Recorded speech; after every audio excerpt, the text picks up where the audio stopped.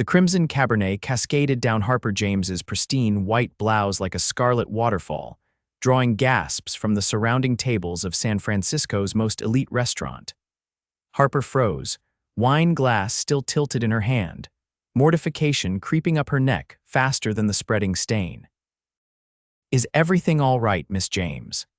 The waiter rushed over, concern etched on his face as he recognized one of the city's most powerful executives in distress. Before Harper could respond, the broad-shouldered man beside her stood up, smoothly removing his navy blazer. "Just a little accident," he said with a casual ease that belied the formality of the charity gala. "Nothing to worry about." With gentle efficiency, he draped his jacket around Harper's shoulders, concealing the wine stain completely. His eyes, warm and kind, met hers briefly. "These things happen to the best of us," he murmured, only for her to hear. Harper pulled the jacket closer, grateful for the rescue but perplexed by the stranger's kindness. "Thank you," she whispered, acutely aware of how many influential eyes had witnessed her moment of clumsiness. "Jack Newman," he said, extending his hand, "and it's no problem at all." She took his hand, noting the calloused palm against her manicured one.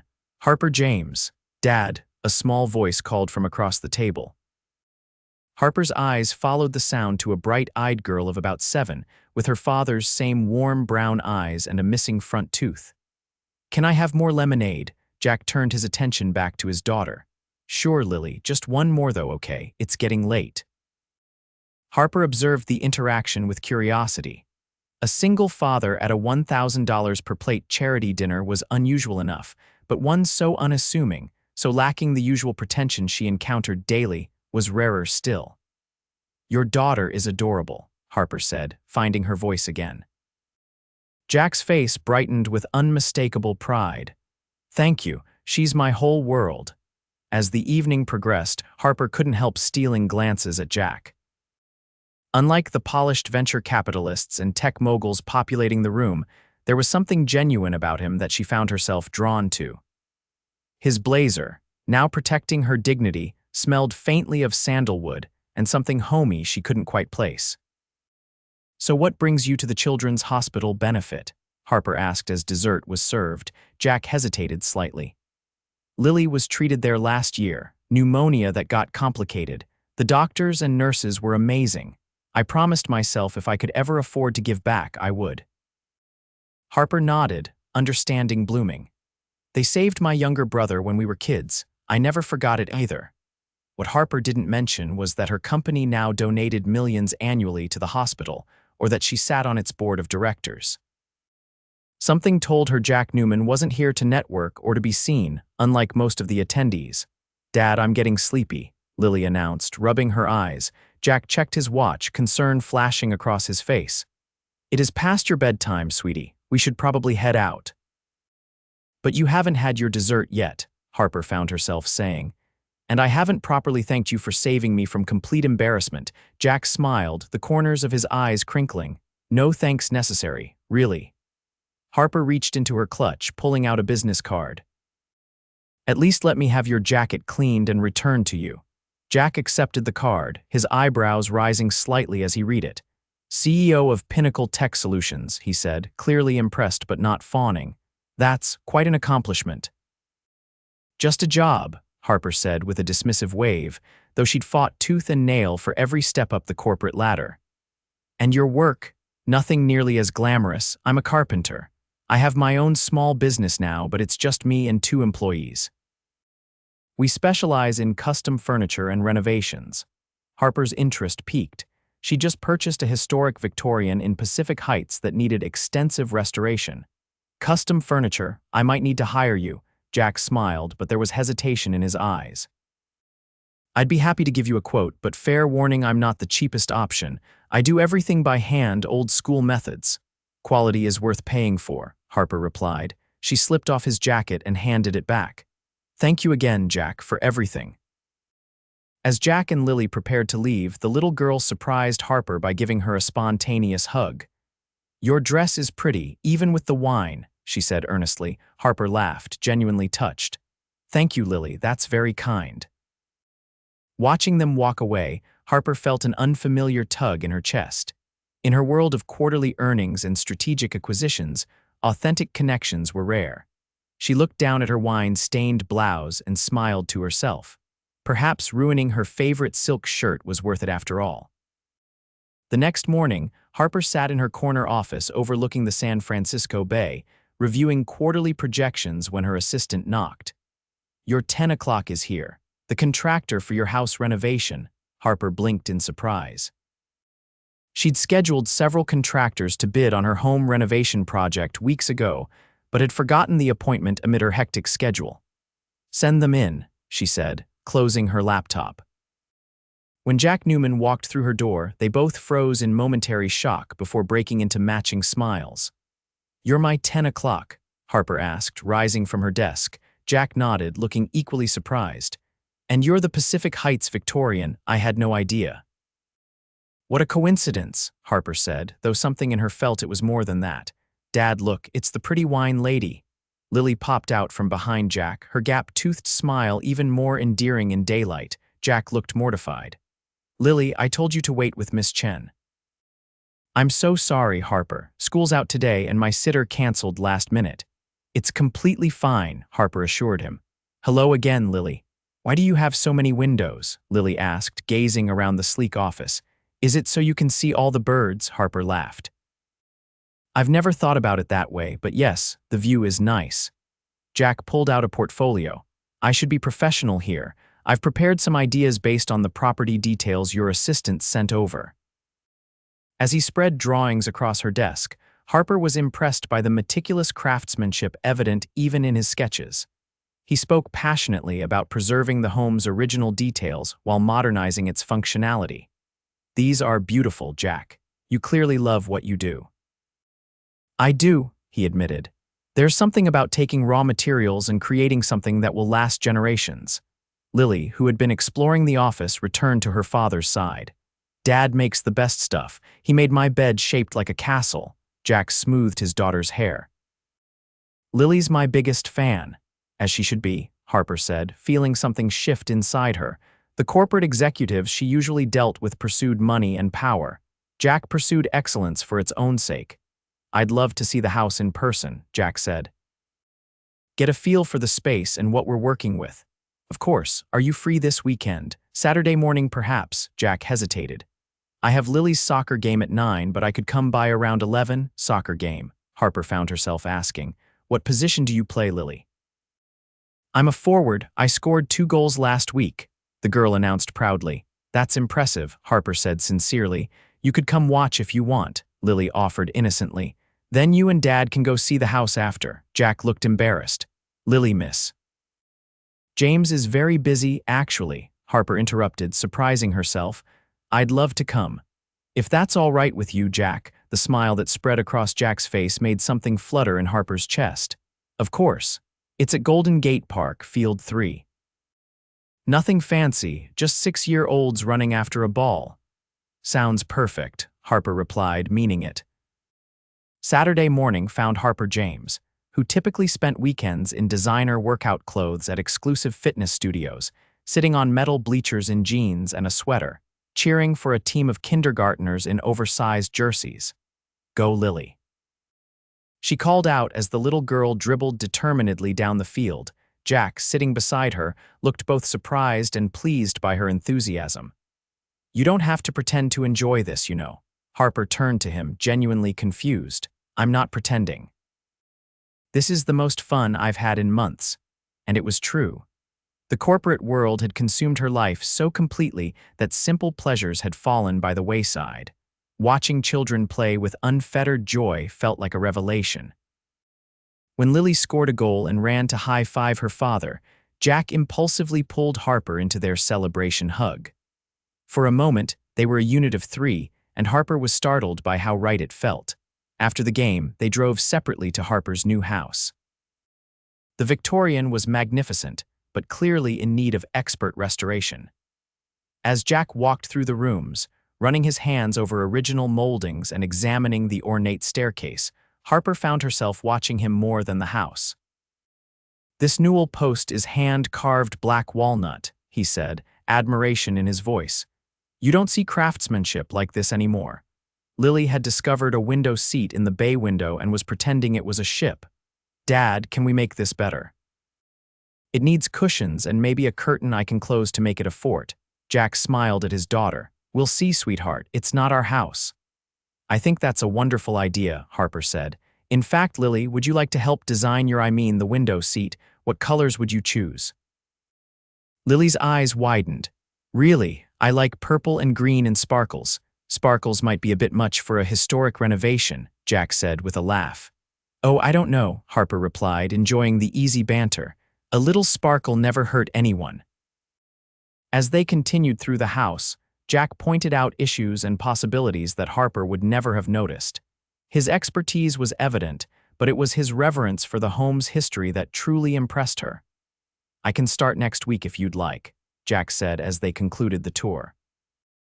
"I'll need to order some materials and finalize the designs, but I'd like that very much," Harper interrupted. "And I trust your judgment completely." Jack looked taken aback. "Don't you want to see a detailed proposal first, or get competing bids?" Harper shook her head. "I've seen enough to know you're the right person for this job." The truth was, she wanted to see more of Jack Newman. His passion, integrity, and devotion to his daughter had awoken something in her that had been dormant for too long. "Can we get ice cream?" Lily asked, breaking the moment. "Dad promised if I scored a goal." Jack rubbed the back of his neck. "Right, I did say that." "There's a great place just down the street," Harper suggested. "My treat." Jack started to protest, but Harper raised a hand. "Consider it a business lunch." "Ice cream is not lunch," Jack said with mock seriousness. "It is if you're the boss," Harper replied with a wink. "And I happen to be the boss." Over ice cream sundaes, they talked about everything except business. Harper learned that Jack had been raising Lily alone since his wife died of cancer when Lily was just 2. He'd walked away from a corporate job in construction management to start his own business, wanting flexible hours to be there for his daughter. It was terrifying, he admitted. "Trading security for uncertainty, but I couldn't keep missing bedtimes and soccer games." Harper nodded, understanding. "My father worked 80-hour weeks my entire childhood. He provided everything except his presence." "Is that why you work so hard?" Jack asked perceptively. Harper stirred her melting ice cream. "Partly to prove I could do what he did, partly because I never learned how to stop." "Maybe it's time to learn," Jack suggested softly. Their eyes met over the table, and Harper felt a connection that transcended their different worlds. In that moment, with ice cream and easy conversation, she felt more herself than she had in years.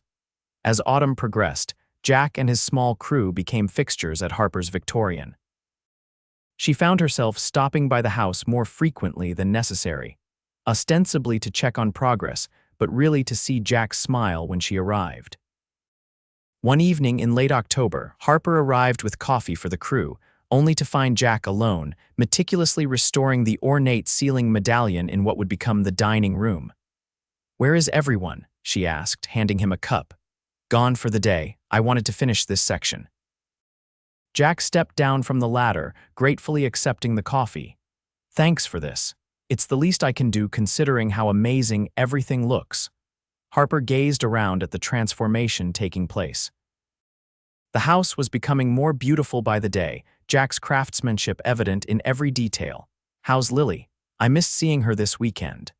Harper had taken to spending Saturday mornings at soccer games, finding joy in the simple routine. "She's good, working on her Halloween costume." "She wants to be a CEO this year," Jack said with a meaningful smile. Harper laughed. "Really, not a princess or superhero?" "Nope. Says CEOs are cooler because they're the boss of everything and get to help people. I wonder where she got that idea." Heat crept up Harper's cheeks. Over the past weeks, she'd grown close to Lily, helping with homework when the girl came to the house after school, and even attending her school's parent career day when Jack had an emergency with a supplier. "She's a special kid, Jack. You've done an incredible job with her." Jack's eyes softened. "Thank you. That means a lot." They stood in comfortable silence, sipping their coffee amid the construction dust and promise of the half-finished room. "I'm having a small Halloween gathering at my apartment," Harper said suddenly. "Nothing fancy, just some friends and colleagues." "Would you and Lily like to come? She could show off her CEO costume." Jack hesitated. I don't know, Harper, your friends are probably all what? She challenged gently, like you, successful, sophisticated, and you think you wouldn't fit in. Harper moved closer to him. Jack, you're the most impressive person I know. The air between them charged with unspoken feelings. For weeks, they'd been dancing around the growing attraction, maintaining professional boundaries despite the deepening friendship. Jack set down his coffee cup. Harper, I need to say something. This job, working on your house, it's the biggest contract my company has ever had. It's going to let me finally build some savings, maybe even hire another craftsman. I'm glad, she said, uncertain where he was going. But I find myself looking forward to seeing you more than I look forward to the paycheck, and that scares me. His honesty was refreshing in a world where Harper was accustomed to people telling her what they thought she wanted to hear. It scares me too, she admitted. I've never mixed business and personal life before. Jack took a step closer. Is that what we're doing, mixing business and personal? Harper's heart raced. I'd like to think we're discovering something worth exploring. The kiss, when it finally happened, felt like coming home. Jack's strong hands, calloused from years of craftsmanship, cradled her face with exquisite gentleness. Harper melted into him, all thoughts of professional boundaries dissolving. When they pulled apart, Jack's expression was a mixture of wonder and concern. Where do we go from here? Harper took his hand, weaving her fingers through his. Forward, I hope, together. The Halloween party became their official debut as a couple. Harper's friends were initially surprised to see her with someone so different from her usual dating pool of executives and entrepreneurs. But Jack's genuine warmth and quiet confidence quickly won them over. Lily, dressed in a miniature business suit with a homemade CEO badge, was the hit of the party. Harper had helped her prepare a short business presentation on why Halloween candy should be a year-round food, which she delivered to amused adults with perfect seriousness. As autumn turned to winter, Harper found herself spending more evenings at Jack's modest home than at her sleek downtown apartment. His cozy craftsman bungalow, which he had painstakingly restored himself, was filled with handmade furniture and Lily's artwork. It felt more like a home than anywhere Harper had lived since childhood. She learned to make pancakes on Sunday mornings, laughing as Lily critiqued her technique. She helped with math homework and listened to Jack read bedtime stories, marveling at the simple rituals that created the sense of family she'd always craved. For Christmas, Harper surprised them with tickets to Disneyland, delighting in Lily's ecstatic reaction and Jack's touched smile. You're spoiling us, he whispered as Lily danced around the living room. I'm spoiling myself, Harper corrected him. I can't remember the last time I took a real vacation. The 3 days at Disneyland were transformative. Harper, who typically checked emails hourly, found herself completely present, enchanted by Lily's wonder and Jack's playful side. On their final night, watching fireworks with Lily between them, Jack squeezed Harper's hand. Thank you for this, he said softly. Not just the trip, but for fitting so perfectly into our lives. The words brought tears to Harper's eyes. Thank you for making room for me. By spring, Harper's Victorian was nearing completion. Jack had executed her vision perfectly, preserving the home's historic character while incorporating modern conveniences. What had begun as a business relationship had blossomed into deep love, and Harper couldn't imagine life without Jack and Lily. One evening, as they walked through the nearly finished house, Jack pointed out a custom feature he'd added to the primary bedroom, a reading nook with built-in bookshelves. I noticed all the books in your apartment, he explained. Thought you might like a special place to read. Harper ran her hand over the beautiful woodwork. It's perfect, Jack. Everything is perfect. Jack looked suddenly nervous. There's one more custom feature I added, in the backyard. Curious, Harper followed him through the French doors onto the newly landscaped patio. There, nestled between flowering shrubs, stood a handcrafted wooden bench. The design was exquisite, with flowing lines that somehow managed to look both contemporary and timeless. It's beautiful, Harper breathed. Look closer, Jack urged. Harper examined the bench and noticed delicate carving along the back, their initials intertwined with lilies, surrounded by a pattern of vines and flowers. This is where we first really talked, Jack said, taking her hand. "Right here in this yard when you were considering whether to hire me. I knew then that you were special." Harper touched the carved initials, emotion welling up. "Jack." He knelt before her, pulling a small velvet box from his pocket. "I'm not a wealthy man, Harper. I can't give you the luxury you're accustomed to.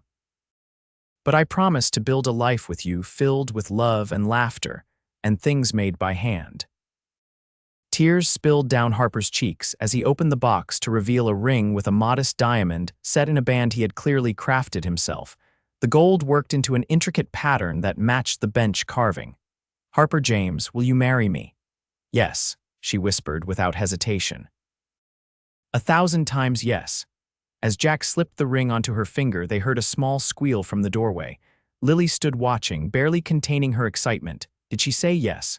the little girl called out. Jack laughed. "She said yes." Lily ran to them, throwing her arms around both adults.